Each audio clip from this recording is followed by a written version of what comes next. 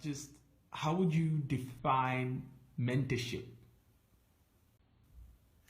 Mentorship is not about leadership by command. It is leadership by modeling and investing in the person that you are mentoring. You're not trying to create a copy of yourself. If we're talking about Christian mentorship, you are not trying to make the other person like you. You are trying to help that person discover their distinctive calling and abilities, and you're trying to help that person discover how to walk into that. That does not mean that you take responsibility for that person's ministry, because in that case what you're actually doing is you're owning that person.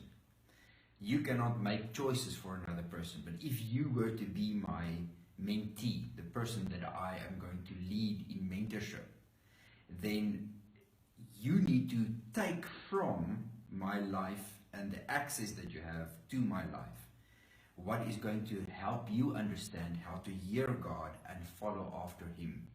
Because the way that God has formed you is going to be different. The example that we used was the differences between Elijah and Elisha. Even though they had a very similar anointing, they did very similar miracles. Elisha even said that he is looking for a double portion of Elisha's anointing. So they had a similar anointing, and yet the way that it was expressed through their lives was significantly different. Elijah was a very much a loner, an outside figure.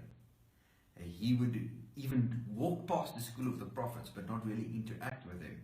Whereas Elisha would eat with the school of the prophets, so he was spending time with them.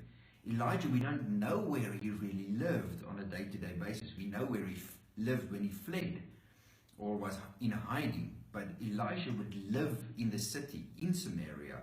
He would speak to the king, not just in negative terms, but in positive terms.